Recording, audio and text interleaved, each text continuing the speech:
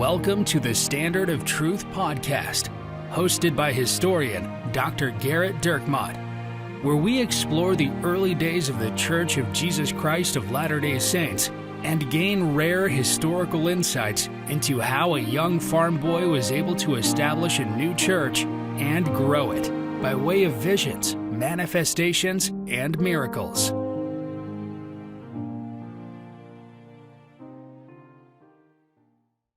Hi, welcome to another episode of the Standard of Truth podcast. I'm your host, Dr. Gerrit Dirkmaat, and I'm joined by my friend, ABD Professor Richard Leduc. Thank you, Gerrit. I appreciate you throwing a little respect on it.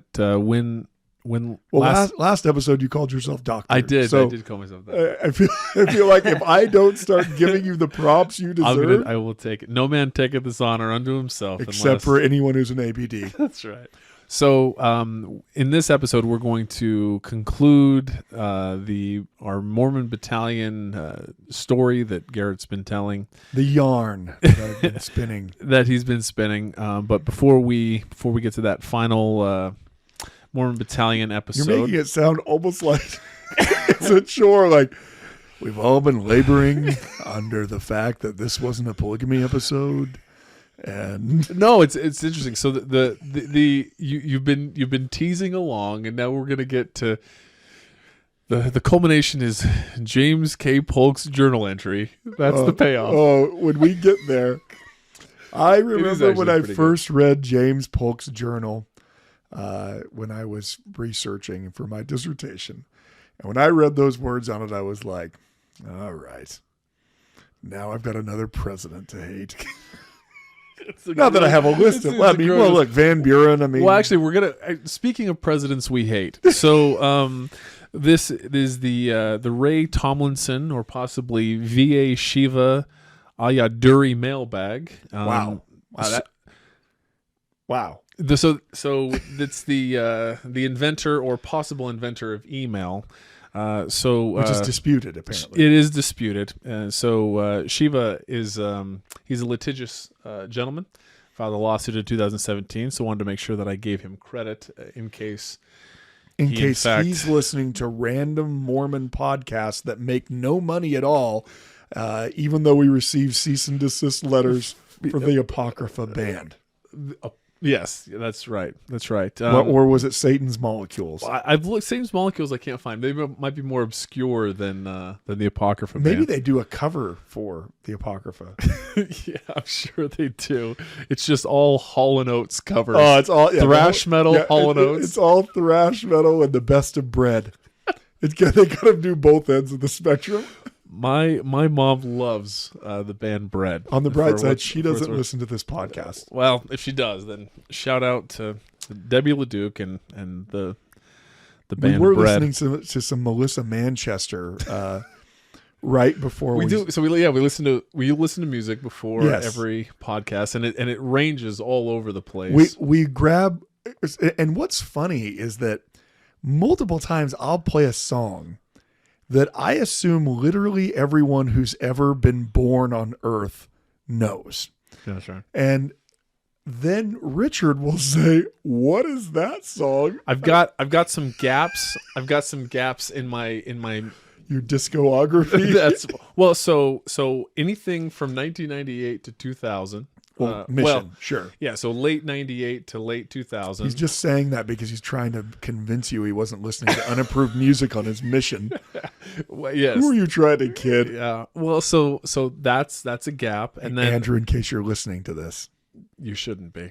I think he got permission, didn't he? No, so it's one of those things where you can't listen to podcasts, but if your dad makes a recording and sends it to you, that's different. See, so you are helping your son break the mission rules. Well, no, I mean, you can't believe how many times he's gotten, just in the short couple months he's been out, Mormon Battalion comes up in Spain all the time. I mean, look, Spain used to be the colonial overlord of Mexico. It only makes sense. Yeah. I actually, it probably comes up more often than, baptism or faith. Yeah, so going back to Gerrit's comment, I listened.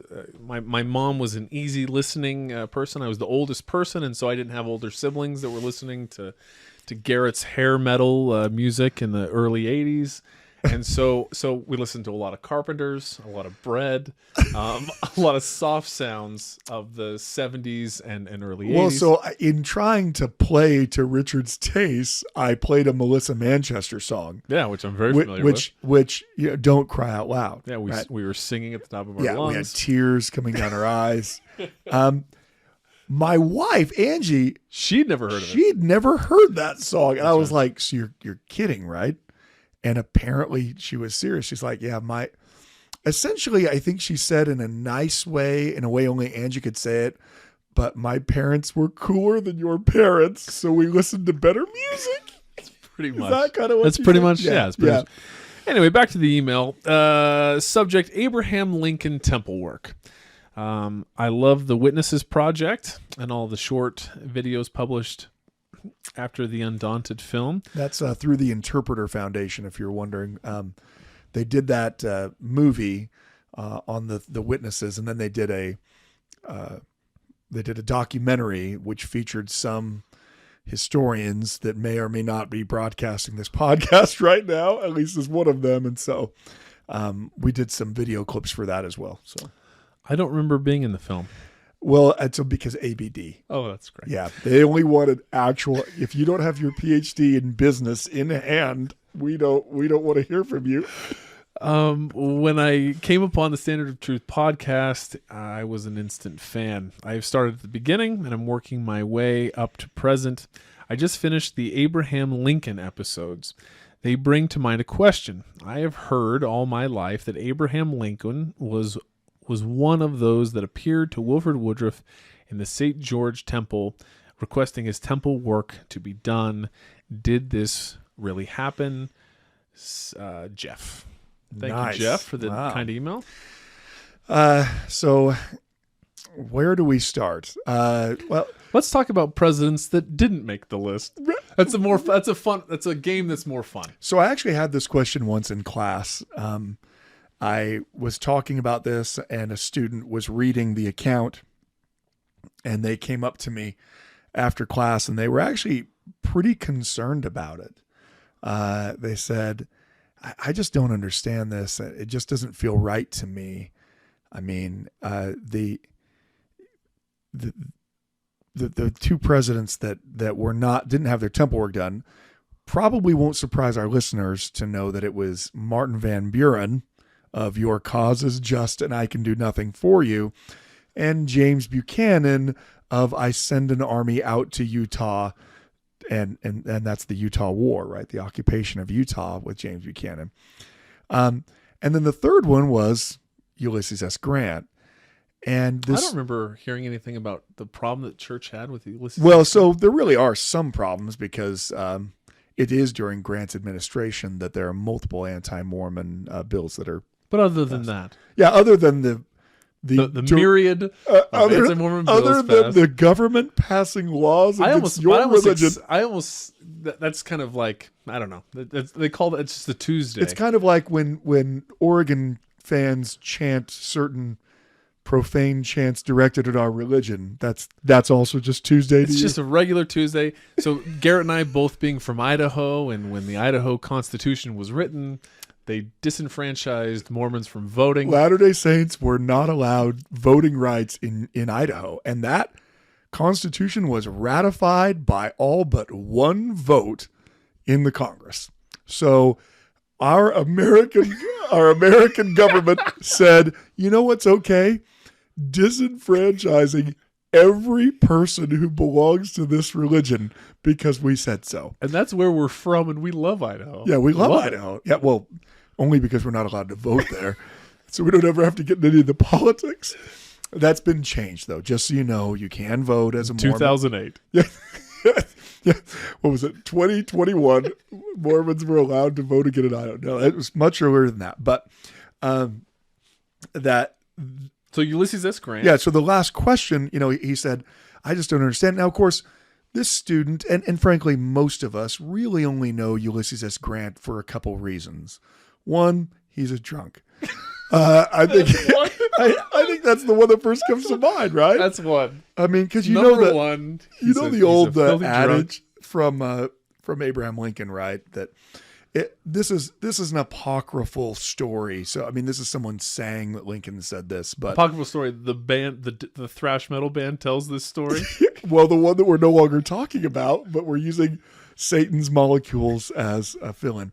But there's an apocryphal story that because Grant is so widely known to be given to drink, that there are some teetotaling, very religious aspects of the Union. I mean, look, the abolitionist movement in the North is driven, I mean, in huge measure by evangelical Christianity that just sees slavery as a sin. And since it's a sin, you got to get rid of it. Well, guess what else is a sin? Drinking. And so you have the early, temperance, which will later become the prohibitionist movement. And so they actually tried to get Lincoln, at least again, according to the story, they try to get Lincoln to depose Grant, just to remove him from his position, because, how can you have some drunk man commanding all the armies in the West, because that was the Western theater that Grant was in charge of. And Lincoln's response, again, apocryphal, is supposedly something along the lines of, find out what type of whiskey Grant drinks and send it to all of my other generals. I cannot spare this man. He fights. And so maybe not the first thing you think about Ulysses S. Grant, aside from his name. I mean, Ulysses, it's, I bet Elder Suarez likes it, but, is that he was the great general of the Civil War who, defeated Lee, and right. I think that's how most people think of him. And so that's what this student's question was, well, I mean, why is the great, I just don't feel good about the fact that the great leader of the Union Army, the one that defeated the South and ended slavery, is Grant, and they wouldn't do his temple work for him. I then had to inform the student that it would have been very difficult to do Grant's temple work since Grant was still alive, and that will put a damper on your work for the dead. So the only way they were getting Grant in that font was if he was alive, or if they sent a Danite band out to do the supposed dirty work of the Mormons. So those are the three that are not directly not baptized, but they were later. Died. And Grant will eventually die. Spoiler alert! Not just Grant, but also yes. Buchanan and Van Buren. Yeah. Their work was also done for just them. Not initially. But this is a pretty cool experience that we can actually read from Wilford Woodruff's journal. There on churchofjesuschrist.org through the church history catalog. August 21st, 1877. I, Wilford Woodruff, went to the temple of the Lord this morning and was baptized for 100 persons who were dead, including the signers of the Declaration of Independence, all except for John Hancock. And then he had a blank for something else, but he didn't write that there. I was baptized for the following names. And then he gives the list of names, including people like Samuel Adams and John Adams and these various names here. They go on to talk about the other names that Roger Sherman baptized for the following eminent men. And the men in this list are Daniel Webster, Washington Irving, Henry Clay. Joseph might have told him no on that one, but Charles Louis Bonaparte, Napoleon Bonaparte. It's Charles Louis Bonaparte, the younger one. I thought surprising, John C. Calhoun, actually, given the fact that Joseph wrote a very, very angry letter to John C. Calhoun. You see John Wesley on there? Yeah, John Wesley, the founder of Methodism, Amerigo Vespucci, and Christopher Columbus. John Wesley is fascinating that of the religious leaders you could have done, that this one is one that's done. William Wordsworth has his work done.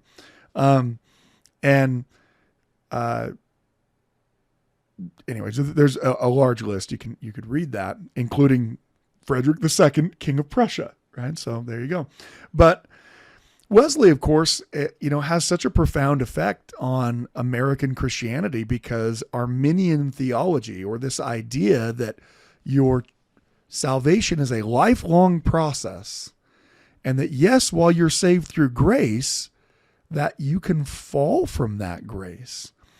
And so that idea is something that is much more embraced by many Christians today, where they've kind of split the difference between Calvinism and Arminianism, where you choose to be saved. God doesn't choose you.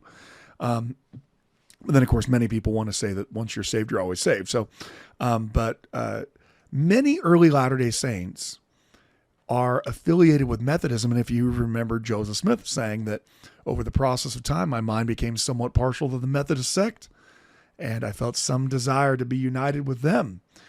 And so in that regard, the idea that salvation is based upon agency, choosing, I think that, Wesley was profound. And so it's not surprising to me that if you're going to have a major religious figure, a founder that's going to be a part of this, that it's going to be.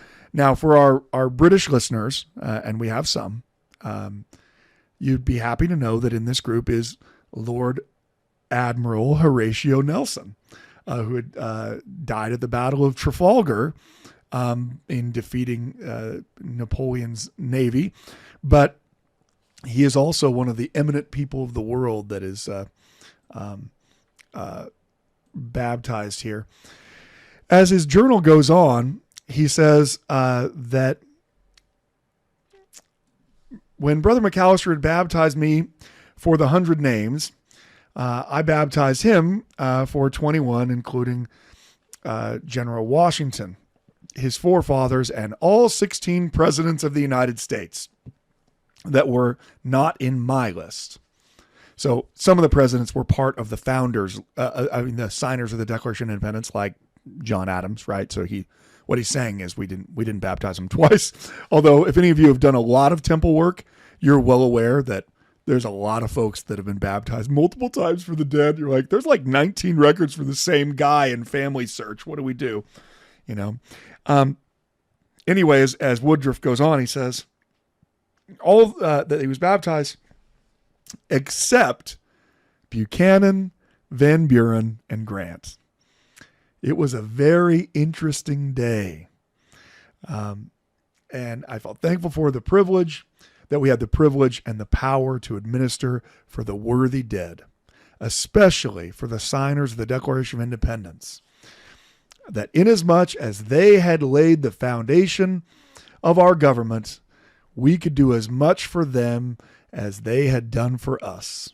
So that very, very cool, right? And then Sister Lucy Bigelow is also employed to be baptized for some of the prominent women, including Martha Washington, right? So this is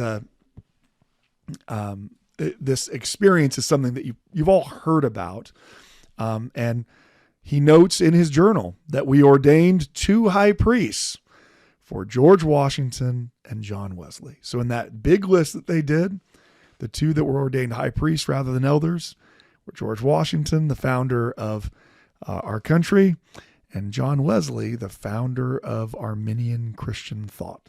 That's really interesting. Yeah. Yeah. Anyway, did that answer the question good enough? Wait, I don't know. It did, and there's a conference report from April of 1898. Yeah, so this is just in his journal. He doesn't tell everything in his journal that he will later tell. But Wilford Woodruff gives a very powerful sermon later in life, and this is right at the end of his life. In April of 1898, the United States is on the precipice. That's a great. It's great. A great word. Oh yeah, absolutely. Yeah. I think the first time I read that when I was a kid, I said prekapiki or something like that, and the teacher corrected me, and I felt very embarrassed. Why were they having us read books with the word precipice in it? Yeah, that's true. It's funny. That is pretty funny. But I very distinctly remember being corrected by her. Prekapiki? Yeah, I said prekapiki. And that's why you named your daughter Prekapiki? Yeah, that's why I named her that, so that I could always remember my failings in life. No, that it actually is a thing that I was corrected on that. But they're right on the precipice of the Spanish-American War. In fact, only a few weeks after that conference in April of 1898, the United States is going to declare war on Spain. And it's kind of a big deal. I mean, all wars are, but for the Latter-day Saints, it's a big deal. There's actually, and maybe at some future podcast, but probably not ever. No, certainly not. Yeah, certainly we'll never actually get to it. I think one of our emailers said, "Hey, thanks for never answering my questions." Look, while we joke about the few listeners we have, we actually do get a substantial amount of email, and we don't have any paid secretaries, nor would we trust them to answer our email if we did. And so if we don't get a response to everybody, please know we do read everything. We are treading water. That's what we're doing. At any rate, there's actually a debate inside the Quorum of the 12 about whether or not they should support the United States if there's a war, the Spanish-American War. And that sounds very weird to you, but remember, this is 1898. The manifesto has just been passed in 1890, ending new plural marriages in the United States, but the federal government is still going after and prosecuting some of the existing plural marriages. There is attempts to prevent Latter-day Saints. Yes, Utah becomes a state in 1896, and the opposition to Mormonism in the capital is such that the people in Congress immediately prevent both congressmen and senators from taking their elected seats. So you have the Reed Smoot hearings because he is an apostle of the church, and he's elected as a senator, and opponents do not want to let him be seated as a senator because he is an apostle of the church. Now, ostensibly, the argument is, well, because he's an apostle of a church that still practices polygamy, which it still does, right? The manifesto ended new plural marriages, but it didn't dissolve existing ones. At any rate, that's that while we are inching our way back into American mainstream at this point, we are not there yet. And so you can see why there would be a debate. Hey, if we actually end up going to war, are we really going to send our sons to go fight for the same people that are still trying to disenfranchise us in Idaho? Is that what we're going to do? We're really going to the Supreme Court's still ruling against us.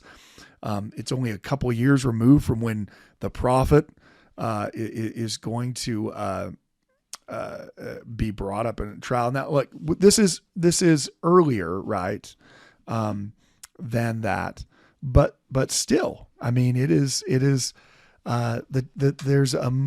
the saints are trying to make reconciliation, but it is not a foregone conclusion. Well, in that April 1898 conference, Wilford Woodruff gives really one of the most important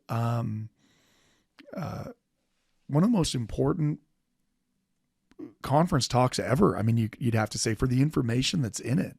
There's a couple of things in there. Wilford starts off by saying this: "At the close of this conference, I have a desire to bear my testimony before you on a few principles. I've rejoiced very much during this conference in listening to the testimony of the apostles and elders who have spoken. It has brought to my remembrance a little of my history.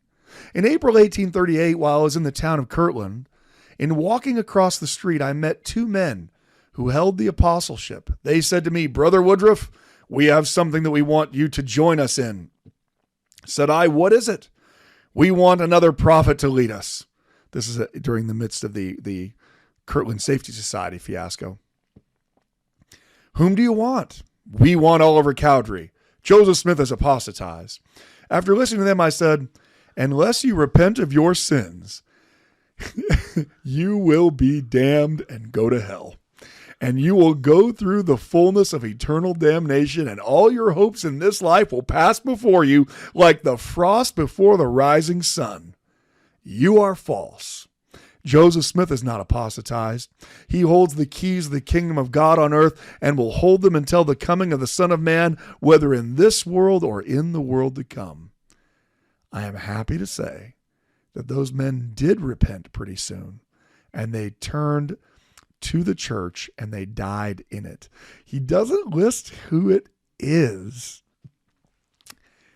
but it makes me wonder if one of those people isn't Luke Johnson, because he's one of the apostles that apostatizes at this time, who does come back to the church. And I don't know who the other one is, but we could speculate. Maybe we should open the mailbag. Speculate on who the apostles are that wanted Oliver County to be on the next episode of the Standard of Truth podcast. Your speculations. Pretty soon we'll just end up being nothing more than a repository for end of the world dreams, and we'll start our own sect. Sorry, that will never happen. So he goes on to bear a testimony. I will give you a testimony here that will show you where I stand with regard to the matter. The last speech that Joseph Smith ever made to the Quorum of the Apostles was in a building in Nauvoo. And it was such a speech that I never heard from mortal man before or since. He was clothed upon with the Spirit and the power of God. His face was clear as amber. The room was filled as with consuming fire. He stood for 3 hours on his feet. Said he, "You apostles of the Lamb of God have been chosen to carry out the purposes of the Lord on earth. Now I have received as the prophet, seer, and revelator standing at the head of this dispensation every key, every ordinance, every principle, and every priesthood that belongs to the last dispensation and the fullness of times. And I have sealed all these things upon your heads. Now, you apostles, if you do not rise up and bear off this kingdom as I have given it to you, you will be damned. I am the only witness left on earth that can bear record of this. And I am thankful that I have lived to see the day in which I stand." So he goes on to continue to bear testimony, but then he turns to reference an earlier talk that since the war drums were beating, George Buchanan gave a very impassioned talk about how the saints should be pacifists. The saints should never seek war. The saints should be praying for peace. But if they're called upon, then they should do what their nation asks them to do. So President Woodruff turns to that. He says, "Brother Cannon has been laying before you something with regard to the nation in which we live." It's so interesting to see this contrast. So we talked about how far away the Latter-day Saints were from the United States in 1846. And now you fast forward to 1898, so roughly 52 years later, and here you have this coming back towards after Utah's become a state. Well, look, man, I'm down this rabbit hole on this Davis v. Beeson. You're looking up the Idaho the federal Supreme Court ruling on the Idaho law preventing Mormons from voting. So this is taken away from Idaho and Mormons in 1884, and not returned until 1892. So this is 6 years after. Yep. They weren't even allowed to vote in Idaho. So this is not that far removed. They weren't allowed to vote in the elections that put forth the Constitution of Idaho for Idaho to become a state. With a significant percentage of the population. A third of the population. That's incredible. Yeah. Well, what are you going to do? I mean, maybe you shouldn't be Mormons and we'll let you vote. I mean, frankly, it's just 6 years before this conference address. It just is happening. Yeah, it is literally going on right there. But even with that, this is what President Woodruff says. "Brother Cannon has been laying before you something with regard to the nation in which we live and what has been said concerning it. I'm going to bear my testimony to this assembly. If I never do it again in my life, that those men who laid the foundation of the American government and signed the Declaration of Independence were the best spirits of God of heaven, the God of heaven could find on the face of the earth. They were choice spirits, not wicked men. General Washington and all the men that labored for those purposes were inspired of the Lord." Another thing I'm going to say here, because I have a right to say it. Every one of those men that signed the Declaration of Independence with General Washington, called upon me as an apostle of the Lord Jesus Christ in the temple at St. George 2 consecutive nights, and demanded at my hands that I should go forth and attend to the ordinances of the house of God for them. Men are here, I believe, that know this. Brothers J.D.T. McAllister, David Cannon, and James Bleak. Brother McAllister baptized me for all those men. And then I told those brethren that it was their duty to go into the temple and to labor until they had got endowments for all of them. They did it. Would those spirits have called upon me as an elder in Israel to perform that work if they had not been noble spirits before God? They would not. I bear this testimony because it is true. The Spirit of God bore record to myself and the brethren while we were laboring in that way. So, in response to the question, which I think most people have forgotten that we even had a question. The answer is no, Jeff. Abraham Lincoln is not listed among the people that appear to him because he's only referencing the signers of the Declaration of Independence, and in particular, George Washington, right? I like how we were able to kind of tie that into the Mormon Battalion, although not at all, right? That's right. We're 30 minutes in. Now let's get to now to our story. I think if someone is listening to our podcast for a bullet point way to cheat on an American history or church history exam, they are sorely mistaken at the organization. Had we a producer that was more than just our wives kicking us and saying, this is really bad, and frankly, both of them are gone right now. So if you're wondering why is this so much worse than normal? Well, yeah, if you're thinking, how did Richard get so far down the rabbit hole? Because Becky isn't here to say she's in New England visiting her brother. That's right. She's in New Hampshire as we speak. Yeah, Craig, we're not going to be able to have Becky visit you anymore because if she does, everything goes downhill. We need her here as a stabilizing force. At any rate, we were talking about the fact when last we left you. And I feel like we need some kind of, musical montage. Yeah, that's right. The shadow knows that James Polk, President Polk, had told Jesse Little that he was going to call the Mormon Battalion specifically because he trusted them as good-hearted, true American citizens.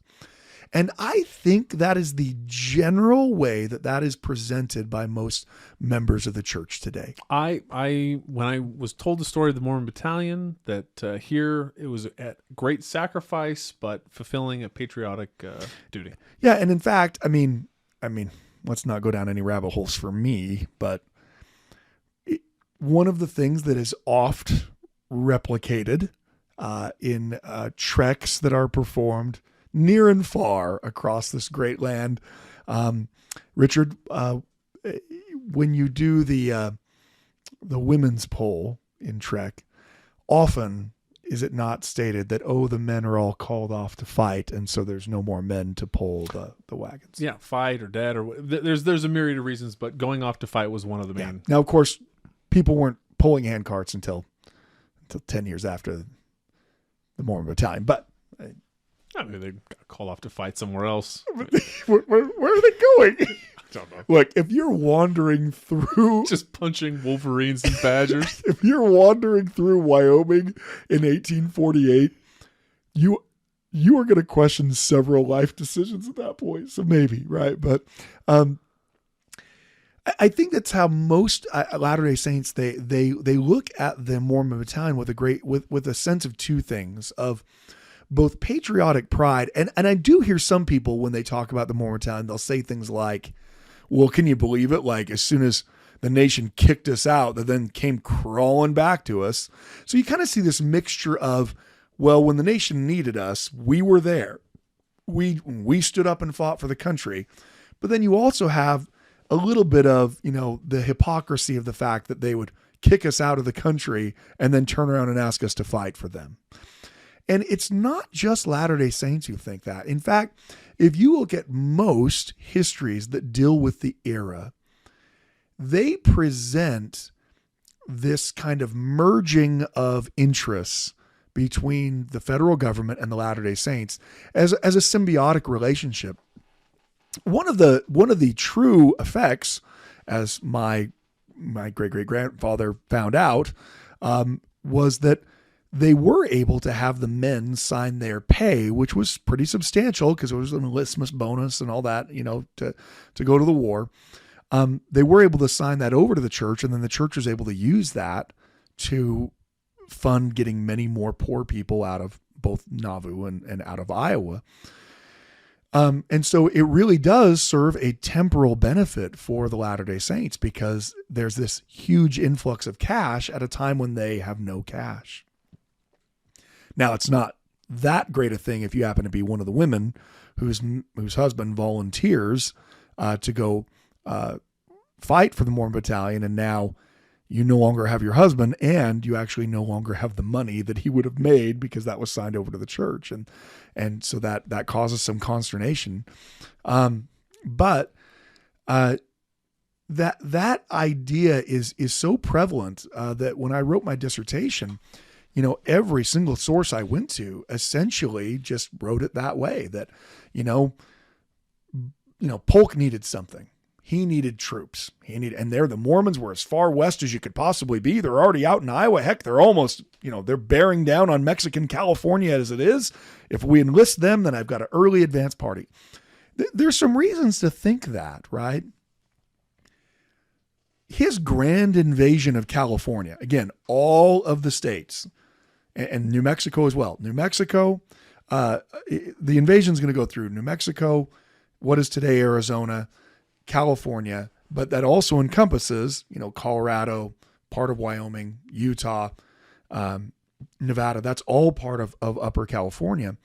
And Polk has planned the entire invasion of this area with about 2,500 troops set aside for it. So think about the vastness. Think about how far a distance it is from San Bernardino, California to Santa Fe, New Mexico, right? I don't even like to fly that distance, let alone drive that distance, let alone walk that distance, right? I mean, it's massive. And Polk has planned the entire northern invasion force with only 2,500 men. So when you look at it like that on paper, suddenly 500 plus Mormons, well, that becomes a pretty big deal. That's a fourth of your fighting force, maybe a fifth of your fighting force, depending on how many you end up with. And so that's usually how it's seen by historians and by Latter-day Saints, that it's seen as a patriotic thing because Mormons stepped up when the call came, even though we were treated badly. And it's seen by historians as, well, a pragmatic thing that James Polk did in order to get more troops to the front line faster. Mormons became true-hearted American citizens real quick. War makes strange bedfellows. And the next thing you know, Americans who hate communism more than anything in the world are referring to Joseph Stalin as Uncle Joe and acting like he's some kind of grandfatherly figure who's also murdered millions of people during World War II, right? Because that war makes strange bedfellows, right? You ally different ways. So that's kind of how it's seen. But James Polk's journal, his diary, betrays that to not be true. So after this meeting with Little, Polk is going to write in his journal that the only purpose of raising the Mormon troops was to pacify the Mormons and to, quote, prevent them from assuming a hostile attitude toward the United States after their arrival in California. So while he told Jesse Little, oh, would I even offer having you be troops if I didn't think you were great American citizens? What he wrote was, it was with a view to prevent this singular sect from becoming hostile to the United States that I held the conference with Mr. Little, and it's with this same view that I'm going to see him again tomorrow. This is what he writes in his journal. So now again, this is going to require all of our listeners to imagine a world that you can't comprehend.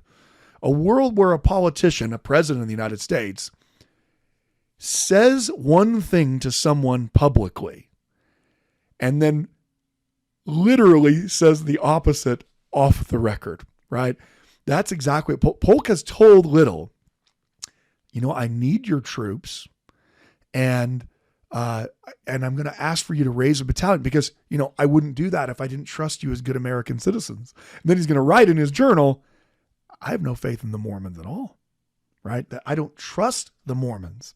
The only reason I'm calling the battalion isn't because I trust the Mormons.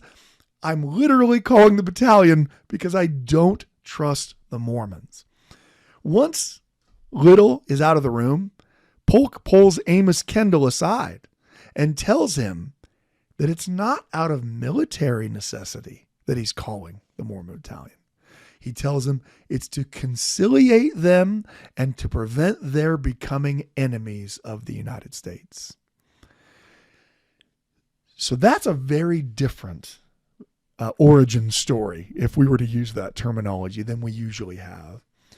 And to prove the point, something that actually takes place is that Polk will then order General Kearney, remember, spelled Kearney, he'll order General Kearney, or it's Colonel Kearney at the time, he'll later become a general, to raise the Mormon Battalion. But this is what he tells him, that the Mormons are not to constitute more than 1/4 of your command.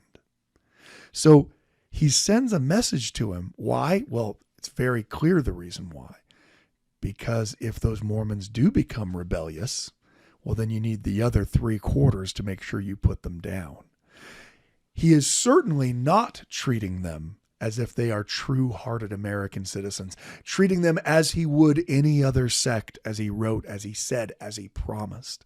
Instead, he sees them as a threat. Now, I want you to think about for a second, what would the scandal be like if it came to light that, pick your past president, I don't care who it is, because whoever's listening feels so politically uptight about everything that whether I say President Bush or whether I say President Obama, no matter what I say, I'm not trying to argue politics here, but I just want you to think about this. If this were to come to light and it was the president you either liked or didn't like, you pick whatever you want.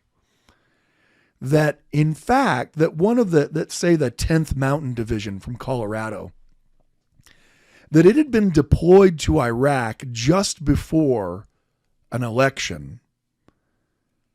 And a memo comes to light that the president that deploys them to Iraq specifically ordered it, knowing that there was no military purpose for them at all, but because he was worried they would vote the wrong way in the upcoming election.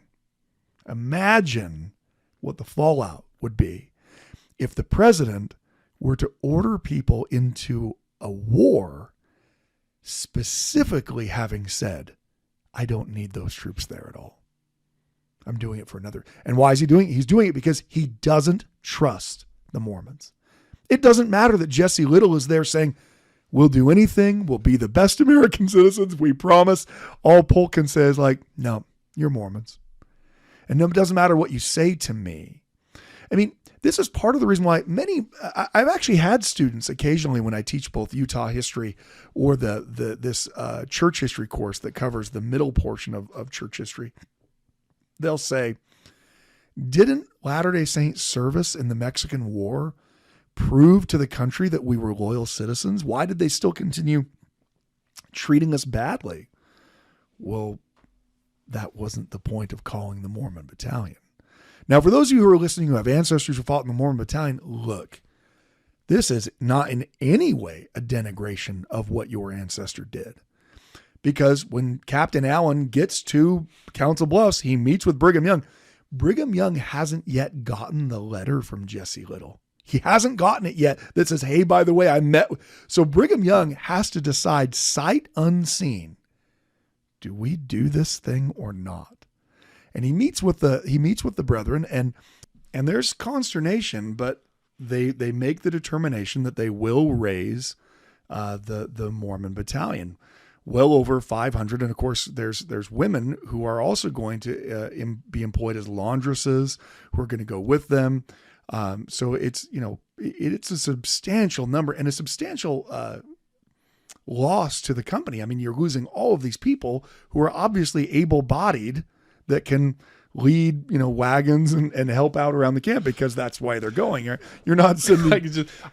What would be funny though, I was gonna say every Pioneer movie ever, there's always a cook named Cookie. I could just see you just had 500 guys named Cookie. They were all like, I'm get this wagon train in there as fast as we can. Yeah, I don't know if they have a high pitched voice, but no, if his name's Cookie, they do. But if his name's Cookie, the reaction though is not overwhelmingly favorable. I mean, even though, this is again where people are putting their faith in Brigham Young, because they think about what's going on right now. Everyone out here is living outside. They are desperately trying to build cabins so they don't freeze to death when the winter comes. And if you have ever been to Western Iowa in the wintertime, you don't even need me to explain how serious this is. It is. I've always said I want to go on a church historic site mission. You've never mentioned Council Bluffs. There are two places I'm not going to go. I'm not going to go to the Winter Quarters one, and I'm not going to go to Cove Fort. Those are the two places. I'm sure I probably still will, but yeah, I'm always looking for Mormon Battalion Visitor Center, Mormon Battalion Visitor Center, Mormon Battalion Visitor Center, because it's in San Diego and it's history, right? It's You might not agree anymore having listened to these episodes and having wasted your life. Can you imagine if I was doing this when you were on the tour? Anyway, Erastus Snow, who he is, he's not an apostle yet. He's a member of the 70, but he's going to become an apostle. His response is incredibly negative to this. He writes about it, and he's like, I can't believe. He's stunned that this government that's driven them out is now asking, and he says that there is a subtle plan for our destruction devised by the government of the United States. Snow, in his journal, called this a demand for troops rather than a request for troops. And he believed that it was deliberately made so that, the Mormons would refuse to serve, and then they could be treated as enemies. So Snow thought what would happen, the government's like, I know, we need a better excuse for why we need to kill them. What if we go ask them to serve in the war? They, of course, will say no, and then we'll be able to kill them. He said, quote, the government would then consider it a sufficient pretext for treating us as enemies of the government and cutting off our retreat to the Indian country. And then Snow, thought the other way. On the other hand, on the off chance we did accept, well then, it must, quote, it must leave hundreds of teams without teamsters and families without protectors. And so he kind of saw it as either way, that it was a plot by the United States government because, quote, they fondly hoped that we, the Mormons, should be an easy prey to savages, starvation, disease, and death. That response kind of tells you how divided and bitter the feelings still were. One call to serve, does not make up for the people you've buried along the way, for the murder of Joseph and Hiram Smith, for the violence in Missouri, and the apathy that the government has shown. By the time the Latter-day Saints do get to Salt Lake, so it's not until next year, Brigham Young has already started to discern that all of the pretenses that Polk had set forth about, oh, I love you as true-hearted American citizens, all of that, Brigham has already started to discern that isn't really true. Now, for practical purposes, the raising of the battalion does raise essential funds that give the Latter-day Saints the ability to get many more poor people out to Salt Lake. Secondly, it also gives them the pretext for settling where they do, because it would have been very hard to make it all the way from Iowa to Salt Lake that year. And so they settle there on some Indian lands in winter quarters. And at least Captain Allen tells them that well, yeah, the government's going to let you do this because the reason why your wagon trains have to stop is because we're taking all your troops. But by the time, enough has happened by the time they actually get to Salt Lake, that just shortly after he gets into Salt Lake, there's a meeting held on July 28th of 1847 in which Brigham Young said that all the governors and the presidents of the United States had rejected all of our petitions from first until last. That when the saints were driven from Illinois to perish, as it were, on the prairies, then President Polk sends for a draft of 500 men to go into the army. Even though Young had been the one who said, you know what, we need to raise the men, he understands somehow, even though he doesn't have all the details, he doesn't have Polk's journal like I do, that, quote, the raising of the battalion was for our temporal salvation at the time. He doesn't see Polk as heroic. He says that if the brethren had not gone, they would have made war upon us, and the governor of Missouri would have been ordered not to let us cross the Missouri. And after saying that, Brigham Young says that Polk will be damned for this act. Apparently not damned enough, because he was one of the people that, he was one of the presidents that. Nice callback. You know what? That's well done. I'm trying to do the entire thing. It's all circular. It's round and round. It's a circle. But that feeling still exists. And part of that comes from the fact that they were told that they'd be able to stay on these Indian lands temporarily until they got to move. But the actual federal officers who interact with them are constantly harassing them about being on the Indian lands, about trading with the Indians, about cutting wood down. And Brigham Young's like, no, the president is the one who said that we can stay here. But of course, the president doesn't care whether or not the Indian agents are harassing them, because the point of raising the battalion for Polk wasn't because he needed troops. The point was to placate the Mormons and to keep them from becoming enemies to the United States, joining Great Britain, or possibly even joining Mexico, and causing that problem. And so I know that's not the story we generally tell of the Mormon Battalion.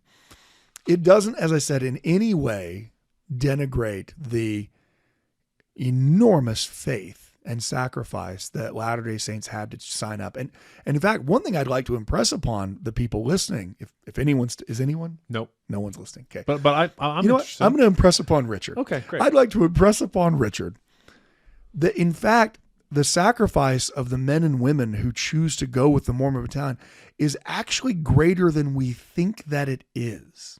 Because most Latter-day Saints don't know that those men and women who signed up agreed to sign over all of their wages and their signing bonus to the church. I don't think most people know that. Talk about a sacrifice. Secondly, you are not talking about a group of raucous and patriotic 18-year-olds who just, consumed a bunch of alcohol when the army recruiter walked in and said, "Hey, who wants to be stationed in the Seychelles Islands," right? You are talking about a group of people who have just struggled the entire year, being driven, as they believe, from homes that they left, who are hacking it out in the wilderness now under threat of disease and all kinds of other privations, who have no idea how they're going to make it to the land that they're actually going to go to, and who have absolutely no love for the government of the United States. The fact that they were willing to be called up is actually even greater than I think we often think that it is. But when Brigham Young, when the prophet said, "Hey, you need to do this," they did it. You can tell that Erastus Snow did not think it was a great idea. Wilford Woodruff didn't think it was a great idea. But Brigham Young was the prophet. And while he may not have been able to fully discern all of Polk's nefarious plans, he did make a decision that, as he later said, was for the temporal salvation of the church. It made it possible for both their temporary settlement in Iowa and also for them to actually have the resources to get out, to get to Salt Lake. What about the quote that is attributed to Brigham Young about not fighting? Oh, about that the promise that he gives to them. Yeah. I mean, this is almost like a Joseph Smith Civil War type of that if they're faithful, it gives them that promise and the blessing that they aren't going to die in combat. Now, that's a little bit overstated because, again, some people who leave on the battalion will actually pass away through disease. So it's not that this is not Helaman's band and every single last one of them comes back. The reality is there is disease and exhaustion, and some people, in fact, there are so many sick and disabled that by the time they get down to Santa Fe, New Mexico, they decide to leave part of the detachment there, and primarily most of the women who are doing the laundressing, the men who are sick, so the promise is simply that they aren't going to face a battle. Now, of course, you always hear about the Battle of the Bulls, where there's a stampede. The battalion's going to go on to, march through, what are today large cities, but then are just hamlets. I mean, they're going to go to Tucson, Arizona. So if you happen to be a wildcat, you can thank the Mormons for that. And they're actually going to arrive in California at a very tenuous time. Like I said, there are not very many troops that are going there.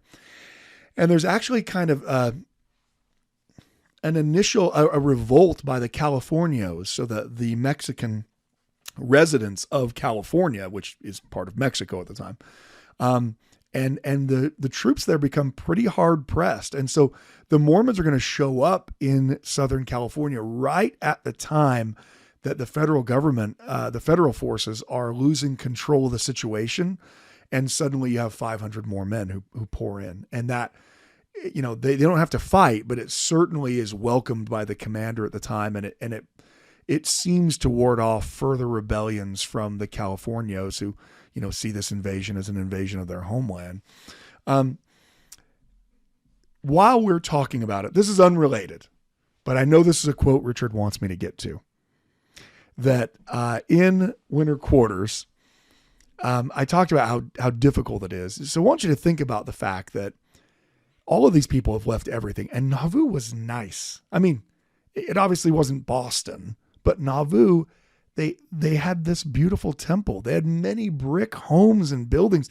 They had farms that were laid out. They were right there on the river, and they are driven out. And I don't mean to denigrate Iowa, but there's not a lot of parts of western Iowa that looked like Nauvoo did at the time. Winter coming on, disease is riddling the camp, and there starts to be a lot of murmuring. I mean,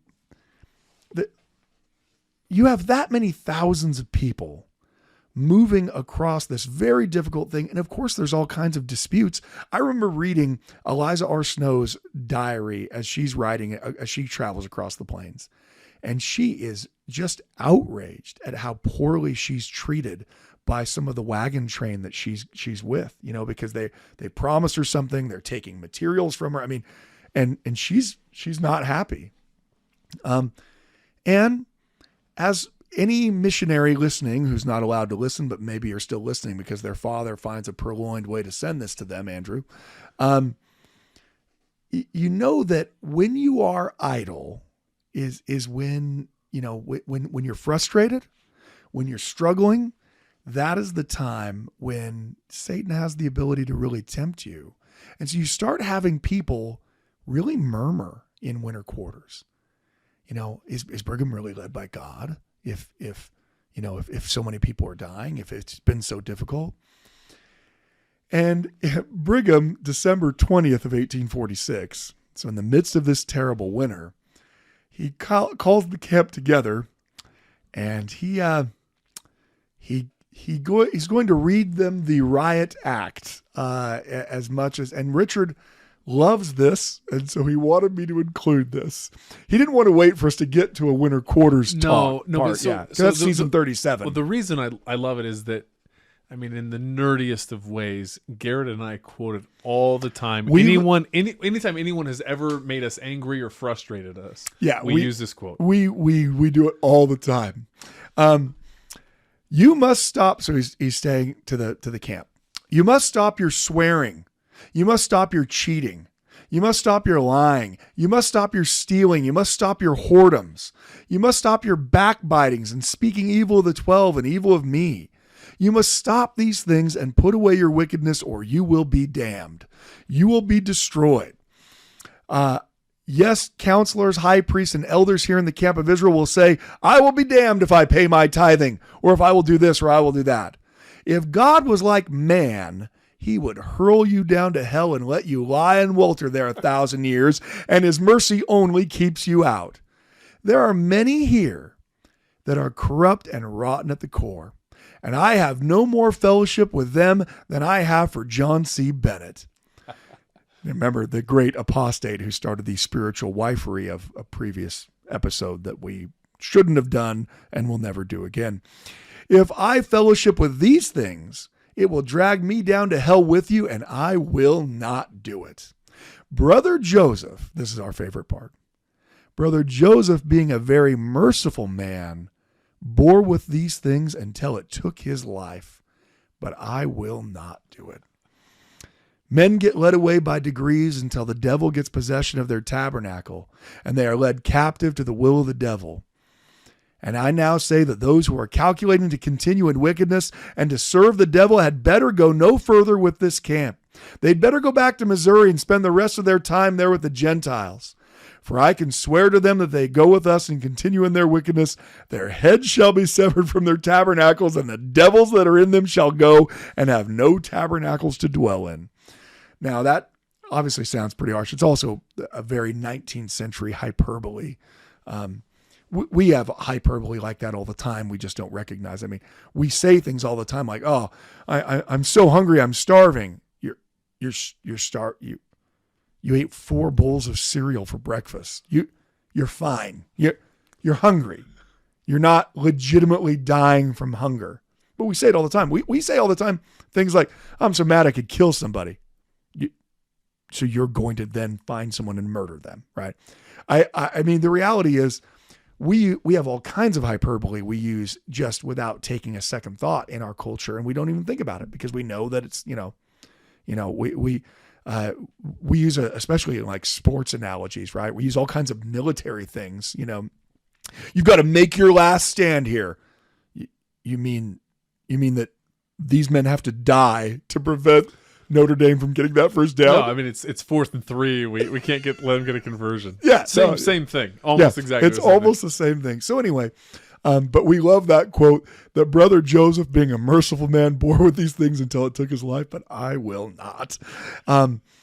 Brigham actually does have a great deal of mercy and restraint, but what he's speaking to is the fact that, Joseph just was so desperate to forgive and trust people that it really did. I mean, when Brigham just barely finished mentioning John C. Bennett, I think that's by design. Joseph trusted John C. Bennett, and in the end, it was a disaster. Joseph trusted William Law. Joseph was so willing to see just the unabashed good in people that he often overlooked the negative. And I'm not saying that's a negative aspect of his personality. I think it just demonstrates how much like Jesus, Joseph really was. He loved other people. And Brigham, surrounded in the midst of this, country where they're now hundreds of miles away from the closest town, and things are unraveling, he kind of calls them to account and says, "Hey, we're Latter-day Saints. I'm not going to Mexico." I mean, they don't know they're going to Utah yet. "I'm not going to Mexico with a bunch of liars and whoremongers. And I'm not going to tolerate it either." Brigham's going to say this multiple times. Look, if you don't want to be a member of the church, then just don't be a member of it. But don't pollute the church with your unwillingness to conform. I loved how he says, there are people who say, "I'll be damned if I pay my tithing." Like I am not going to pay my tithing.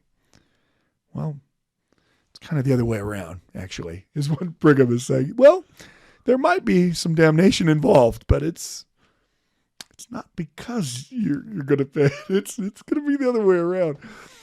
Anyway, so hopefully you enjoyed this multi-part episode. I know we had lots of little vignettes in there and along the way. But I think we can still honor the sacrifice of these men and women who are involved. In fact, I think we should honor them more than we do, because faced with absolutely no explanation for why they should join, why they should march this longest continuous infantry march in American history, why they should do it, they did it because a prophet told them to. And there was all kinds of good arguments for why they shouldn't go. And they still went. And that's what my hope for my own life is that whatever the prophet tells me to do, if it's inconvenient, I'm going to do it. If it's what I want to do, I'm going to do it. If it's not what I want to do, I'm going to do it. If it's anything, I'm going to do it. Now, I'm not going to do it well. I'm not good at things, but I'm at least not going to fight against it. Even if I don't understand it, even if it goes against my politics, even if it goes against the things I believe, it doesn't matter. I signed up to follow a prophet of God, and I'm going to follow that prophet. And that's exactly what those saints of the Mormon Battalion did. There was no reason why they should be marching off to Santa Fe instead of marching on to the Salt Lake Valley, except that Brigham Young was a prophet of God. And they knew it, and they followed him. So thank you so much for joining us, and we will catch you again next week. Thank you for listening to the Standard of Truth podcast, hosted by historian Dr. Gerrit Dirkmaat. If you know anybody that could benefit from the material in this episode, please share it with them. And for more resources, visit standardoftruth.com. Until next time.